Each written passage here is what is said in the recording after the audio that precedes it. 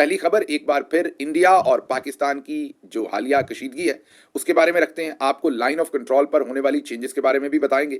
ہندوستانی فوج جو ہے وہ کیا موومنٹس کر رہی ہے, کیا ان کے ہاں تیاری ہے, ان کے آرمی چیف کی ملاقات ہو رہی ہے ان کے پرائم منسٹر یا سینئر وزراء کے ساتھ, وہاں پر کیا سچویشن ہے, ہمارے وزراء کیا کر رہے ہیں, ہماری حکومت کیا کر رہی ہے, ہماری عوام کیا کر رہی ہے, اور اس کے علاوہ کچھ اور بھی امپورٹنٹ خبریں ہیں جو آپ کے سامنے رکھیں گے. سب سے پہلے چلتے ہیں لائن آف کنٹرول کی طرف. لائن آف کنٹرول پر 2021 سے تقریباً جنگ بندی ہے, یا سیز فائر اسے کہہ لیں, جنگ تو نہیں, سیز فائر ہے 2021 سے. اور اس کے دوران بہت کچھ ہوا, ہندوستان کی طرف سے بہت ساری زیادتیاں ہوئیں, لیکن سیز فائر رہا, پاکستان نے اس کی خلاف ورزی نہیں کی. لیکن اب ہندوستان کی طرف سے بار بار وہاں سے خلاف ورزی ہو رہی ہے. ابھی جو گراؤنڈ سے معلومات آ رہی ہیں, فار ایگزامپل کچھ ویڈیو فوٹیج آ رہی ہیں, اس کے ساتھ ساتھ جو لوکل کشمیر میں رہنے والے لوگ ہیں ان کے انٹرویوز آ رہے ہیں, اور پتہ چل رہا ہے کہ کشمیر کے کچھ مقامات پر, لائن آف کنٹرول کے کچھ مقامات پر سیز فائر جو ہے اس کی خلاف ورزی کی جا رہی ہے, ہندوستان کی طرف سے کی جا رہی ہے, اور جواب میں پاکستان بھی اس پر بھرپور ریٹیلیٹ کر رہا ہے. زیادہ تر لوگوں کو تو پتا ہے, لیکن جن کو نہیں پتا ان کو یہ بتا دیں گے, کیونکہ کشمیر ڈسپیوٹڈ ایریا ہے دونوں ملکوں کے درمیان. تو جو وہاں پر جس طرف انڈیا ہے اور اس طرف ہم ہیں, درمیان میں جو لائن ہے اس کو انٹرنیشنل بارڈر نہیں کہا جاتا, بلکہ اسے لائن آف کنٹرول کہا جاتا ہے. کیونکہ انٹرنیشنل بارڈر وہ ہوتا ہے جہاں پر دونوں ملک اگری کرتے ہیں کہ یہ دوسرے ملک کی جو ہے وہ لائن ہے, اس سے آگے ہم نہیں جائیں گے, یہ دوسرے ملک کی جگہ ہے. کیونکہ جو آزاد کشمیر اور مقبوضہ کشمیر کے درمیان میں جہاں پر یہ لائن آف کنٹرول ہے, کائنڈ آف ایک قسم کا بارڈر ہے, اس کو کیونکہ دونوں ملک حتمی نہیں مانتے, اس لیے یہ لائن آف کنٹرول ہے, اسی لیے یہاں پر ورڈ لائن آف کنٹرول استعمال ہوتا ہے. اس پر جب گولہ باری ہوتی ہے, فائرنگ ہوتی ہے, تو اسے عمومی طور پر انٹرنیشنل انڈرسٹینڈنگ میں ایک باقاعدہ جنگ یا باقاعدہ حملہ تصور نہیں کیا جاتا. اگر یہی کام واگا پر ہو یا کہیں اور ہو تو وہ باقاعدہ جنگ اس سے چھڑ سکتی ہے. اس لیے کہ یہ انٹرنیشنل بارڈر نہیں ہے, انٹرنیشنل بارڈرز کے قوانین اس پر امپلیمنٹ نہیں ہوتے, اس لیے یہاں پر ہونے والی فائرنگ کو عمومی طور پر ایک دوسرے پر اس طریقے سے حملہ تصور نہیں ہوتا. اسی لیے دونوں سائڈز وہاں پر ایک دوسرے کے اوپر حملے بھی کرتی رہتی ہیں اور جواب بھی ایک دوسرے کو دیتی رہتی ہیں.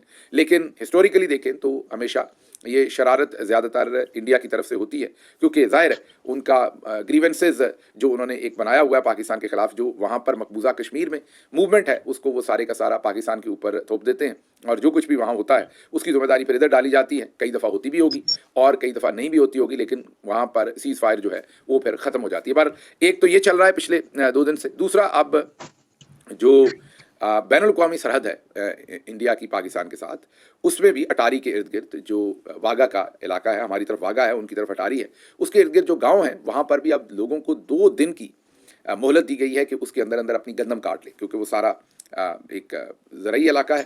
اس طرف بھی کسان اپنی زمینیں کاشت کرتے ہیں, اس طرف بھی کرتے ہیں, بلکہ کئی دفعہ تو آپ نے وہ تصاویر بھی دیکھی ہوں گی کہ دونوں طرف کے کسان جو ہیں, جو باڑ لگی ہوئی ہے اس کے آگے پیچھے کھڑے ہو کے ایک دوسرے سے گپ شپ بھی کرتے ہیں. تو ادھر بھی کسان اپنا کام کرتے ہیں, ادھر بھی اپنا کام کرتے ہیں. تو ان کو کیونکہ ان کی اب فصل تیار ہے تو ان کو 2 دن کا موقع دیا گیا ہے کہ وہ جلدی سے جلدی اپنی فصل وہاں سے کاٹ لیں, کیونکہ شاید انڈین آرمی وہاں پر کچھ موومنٹس کرنے جا رہی ہوگی, اپنے ٹروپس لانے جا رہی ہوگی. یہ دیکھتے ہیں آنے والے دنوں میں کیا ہوتا ہے. تو ایک تو یہ صورتحال ہے. تیسری صورتحال دلی سے سامنے آ رہی ہے, جہاں پر انڈین آرمی چیف جو ہے وہ اب ملنے پہنچے ہیں ان کے ڈیفنس منسٹر, ہوم منسٹرز, یا دوسری جو اہم ان کی میٹنگز شروع ہوئی ہیں. لیکن اس میں جو امپورٹنٹ بات ہے وہ یہ انڈین آرمی چیف کا ارائیول ہے. یہ ان کے آگے پیچھے میرا خیال ایک سیکیورٹی کی گاڑی ہے, اور درمیان میں وہ ایک نارمل سوزوکی کار میں, جس پر 4 سٹار جنرلز کا اگر آپ دیکھیں تو پیچھے 4 سٹار جنرل کا 4 سٹارز بھی لگے ہوئے ہیں, اور ان کا فلیگ بھی ہے, اور وہ ملاقات کے لیے, آفیشیل میٹنگ کے لیے منسٹرز کے ساتھ پہنچے. اب ذرا اس کو کمپیئر, میں کاش آپ کے ساتھ کمپیئر کر سکوں. پاکستان کے 3-4 پرائم منسٹر اکٹھے ملے تو پھر جو پروٹوکول ان کا بنتا ہے وہ پروٹوکول ہمارے آرمی چیف کا ہوتا ہے. جتنی گاڑیاں, جو کچھ چلتا ہے, بس ذرا سیکیورٹی کی وجہ سے نہیں, ورنہ تو اوپر F-16 بھی ساتھ اڑائیں. یقین کریں اگر ان کے بس میں ہو تو آرمی چیف جہاں جہاں جائے نیچے گاڑی پہ اوپر F-16 چل رہے ہوں. اس سے کم کسر نہیں چھوڑی ہوئی ہم نے. اور ہمارے ہاں تو جو دنیا کی مہنگی ترین گاڑیاں ہیں ان سے کم گاڑیوں میں ہمارے آرمی چیف یا ایون ہمارے دوسرے لوگ بھی بیٹھنا پسند نہیں کرتے. اب اگر آپ کمپیریزن دیکھیں ہمارے پروٹوکولز کا دوسری طرف تو آپ حیران ہو جائیں گے کہ کس سادگی کہہ لیں آپ اسے. اور یہ وہاں کی ظاہر ہے گورنمنٹ نے اسٹیبلش کی ہوئی ہے, وہاں پر پھیلنے کو جگہ کم دی گئی ہے. ہمارے کیونکہ پھیلاؤ ہی اتنا ہو گیا ہے کہ پورا ملک ہی اب آرمی چیف صاحب کا ہی بن گیا, جو بھی بیٹھا ہوتا ہے. دوسرے تو ایسے ہی خواہ اس میں ہوتے ہیں. تو ایک تو یہ فرق دیکھ لیجئے. یہ ایک سرراہ خبر تھی, یہ مین خبر تو نہیں تھی, لیکن کیونکہ بتانا آپ کو یہ تھا کہ انڈیا جو ہے وہ تیاریاں کر رہا ہے اگلے دنوں میں کہ انہوں نے کیا کرنا ہے اس کے اوپر. تو اس کے لیے ان کے آرمی چیف کا ارائیول ہوا, تو جو اس کی فوٹیج تھی گاڑی کی وہ اس نے ظاہر ہے ایک آپ یہ کہیے کہ حیرانی پیدا کی ہے ہم سب کی آنکھوں میں کہ ایک طرف ان کے آرمی چیف ہیں جن کا لوگوں کو نام بھی نہیں پتا ہوگا, ہمیں بھی نہیں پتا کہ ان کا نام کیا ہے, لیکن دوسری طرف ہمارے آرمی چیف ہیں تو وہ چاہتے ہیں کہ زمینی خدا وہی ہیں اور کسی کا یہاں پر کوئی نام لیوا نہ ہو. تیسری طرف جو کشمیر ہے اس کے اندر بہت سخت آپریشن شروع کر رکھا ہے ہندوستانی فورسز نے. 63 مقامات پر چھاپے مارے گئے ہیں, ہزاروں کشمیری جو ہیں وہ گرفتار کر لیے گئے ہیں, لوگوں کے گھر جو ہیں وہ مسمار کر دیے گئے ہیں. یہ وہی صورتحال آپ سمجھ لیجئے جو پہلے بھی کشمیر میں ہم بہت دفعہ دیکھ چکے ہیں. 370 کے بعد بھی ایسا ہی صورتحال بنائی گئی تھی.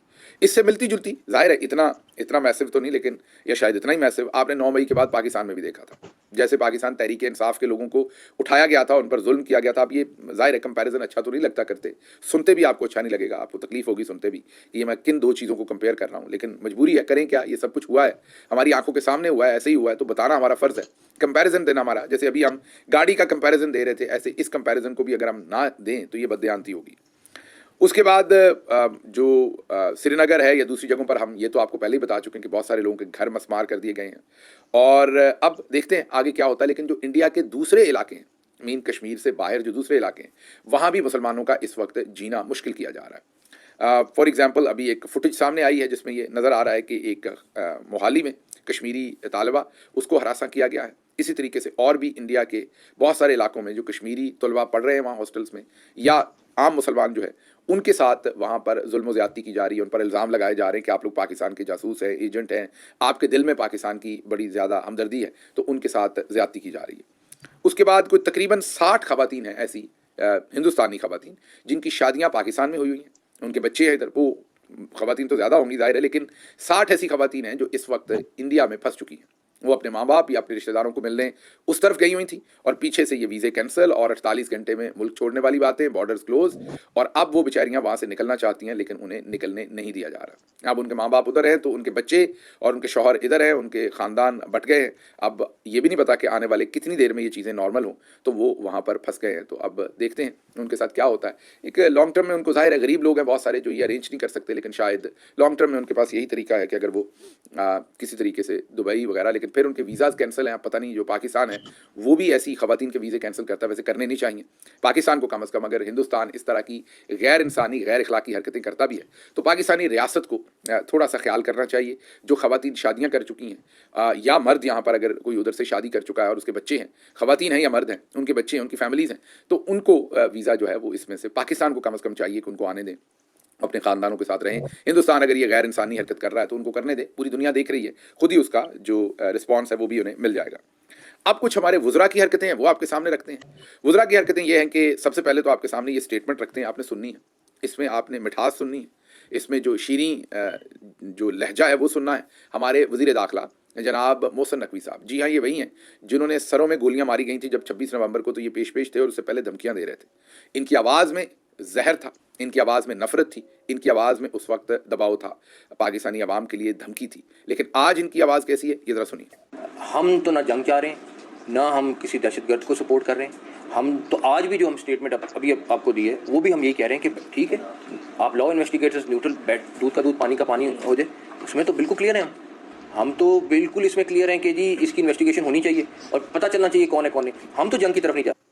سن لیا آپ نے, اپولوجیٹک ہیں, بہت ہی میٹھے ہیں. وہ دیکھیں جی جنگ نہیں ہونی چاہیے, دیکھیں جی یہ نہیں ہونا چاہیے, بالکل لیٹے ہوئے ہیں. ایک طرف یہ صورتحال ہے, دوسری طرف آپ کو یہ بتاتے ہیں, دوسری طرف خواجہ محمد آصف صاحب نے بھی نیا پینترا بدلا ہے, اور انہوں نے کہا ہے کہ ہماری طرف سے آفر ہے کہ پہلگام واقعے کی بالکل تحقیقات کرائیں اور آزادانہ کروائیں. اس میں یورپی ممالک کو بھی شامل کر لیں اور اس میں پڑوسی ممالک کو بھی شامل کر لیں. اب پڑوسی ظاہر ہے چائنا ہے, پڑوسی ایران ہے, پڑوسی افغانستان ہے, انہی ممالک کی بات کر سکتے ہیں.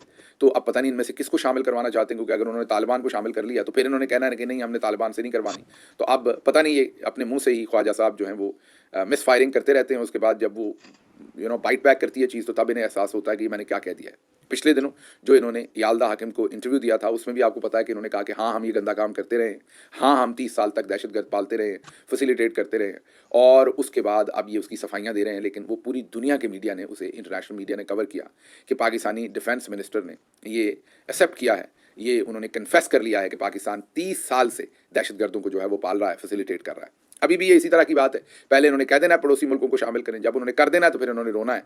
बहरहाल इसमें इंटरेस्टिंग बात यह है कि वो कहते हैं कि तमाम मामलात का हल, जी हाँ, ये ख्वाजा आसिफ कहते हैं तमाम मामलात का हल जो है वो मोदी को समझना चाहिए कि तमाम मामलात का हल जो है वो बातचीत में है।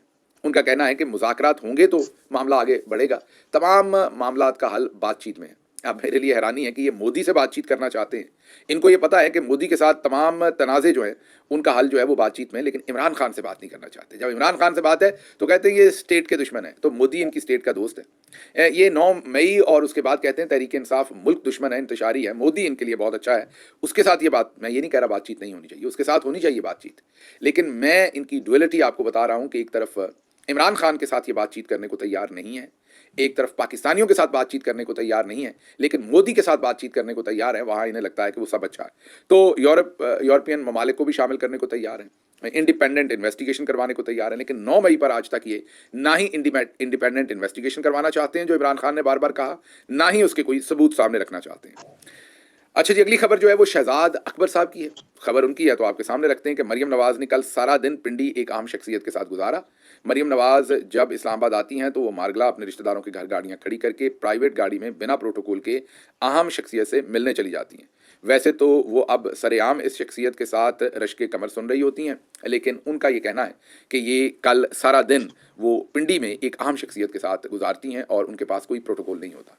उनका ये भी कहना है कि वो जो अहम शख्सियत हैं वो भी बिना किसी प्रोटोकॉल के उस जगह पर पहुंचते हैं जहां पर ये मुलाकात हुई, और बड़ी एक्सटेंडेड और लंबी मुलाकात थी। आने वाले दिनों में देखते हैं इसके क्या असरात पड़ते हैं, क्योंकि जाहिर है इतनी लंबी मुलाकात जब दो किसी भी अहम शख्सियात के अंदर हो तो उसका कोई ना कोई नतीजा तो निकलता है, वो जल्दी निकले या लेट निकले, लेकिन नतीजा तो बरामद होना होता है। तो आप देखते हैं मुल्की सियासत के ऊपर नज़र रखिए आप भी, हम भी, और देखते हैं कि आने वाले दिनों में इसका क्या असर निकलता है। लेकिन दूसरी तरफ मरियम नवाज, उनके वालिद, उनके चचा, तमाम लोग खामोश हैं, मुकम्मल खामोश हैं। वो बिल्कुल किसी किस्म का बयान नहीं दे रहे हिंदुस्तान के बारे में, ना मोदी पर, ना हिंदुस्तान की किसी धमकी पर। और जो पाकिस्तान के मिलिट्री जनरल्स हैं वो इनको हुकूमत में लेके आए हैं, वो इनसे बयान नहीं दिलवा रहे, लेकिन वो अपने टाउटों के थ्रू बाकी अवाम को कह रहे हैं कि हम भले आप पर जुल्म करते रहे, लेकिन आए आप इकट्ठे होकर हमारे साथ खड़े हो जाए, तो बाकी अवाम जुल्म भी सहे और इकट्ठे होकर खड़ी भी हो जाए, चले।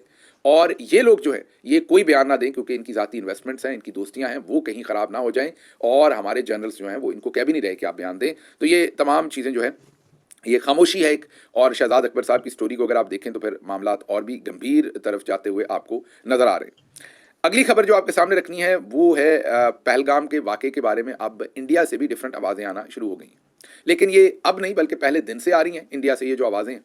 मसलन ध्रुव राठी जो वहाँ के बहुत ही मशहूर एक यूट्यूब इन्फ्लुएंसर हैं, बहुत बड़ा नाम है, बहुत उम्दा काम करते हैं वो, उन्होंने अब एक खबर दी है कि उन्होंने बल्कि एक स्टेटमेंट दिखाई है। एक खातून जिनके भाई को पहलगाम में कत्ल कर दिया गया था दहशतगर्दी के इस हमले में, वो खातून अपने चीफ मिनिस्टर को ये बताती है कि सिक्योरिटी का लैप्स हुआ है, सिक्योरिटी नहीं थी, क्योंकि मेरा भाई जो है वो 1.5 घंटा तक वहाँ पर ज़ख्मी हालत में रहा, और वहाँ पर ना पुलिस आई ना फौज आई, हमें किसी ने सिक्योरिटी नहीं दी। एक तो सिक्योरिटी का लैप्स है ना कि वो वाक़या हुआ और ये रोक ना सके, उसके बाद जब वाक़या हो गया तो उसके बाद भी पुलिस और फौज वहाँ पर नहीं पहुँची, और वो कहती हैं कि ये जो सिक्योरिटी का फेलियर है ये मेरे भाई की मौत का ज़िम्मेदार है। अब उनको किसी ने बगावत और गद्दारी का उनके ऊपर पर्चा अभी तक नहीं दिया। पाकिस्तान में अगर ये होता तो डीजी ISPR साहब ने नाक और कानों से जो है वो आग निकाल देनी थी।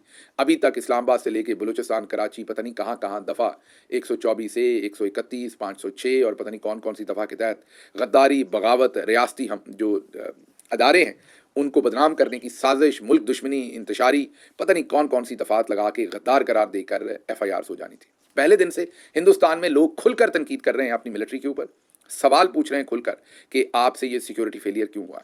सो मच सो कि एक प्रेस कॉन्फ्रेंस मिलिट्री ने की, उसमें सहाफ़ियों ने इतने सख्त सवाल किए कि मिलिट्री अफसरान को प्रेस कॉन्फ्रेंस दरमियान में छोड़ के जाना पड़ी, और पीछे से जब वो जा रहे थे पीछे से भी सहाफ़ी ऊंची आवाज़ में उन्हें कह रहे थे कि रुकें, हमारे सवालों का जवाब दें, ये सिक्योरिटी फेलियर कैसे हुआ। अगर यहाँ होता तो वीगो डाले आने थे, उठा के ले जाया जाना। ये वैसे किसी मुल्क में नहीं होता, किसी महज़ब मुल्क में ऐसे काम नहीं होते जैसे हमारी एजेंसीज़, हमारे मिलिट्री के जो डिफरेंट ऑर्गन्स हैं वो अपने शहरियों के साथ करते हैं, और उनको जिस तरीके से हरासा करते हैं, उनको जिस तरीके से आवाज़ बंदी करते हैं, और जिस तरीके से जुल्म सितम किया जाता है। तो ये वहाँ पर ध्रुव राठी दिखा रहे हैं, हिंदुस्तानी जो पब्लिक है वो सवाल कर रही है और उनकी फौज जवाब दे रही है।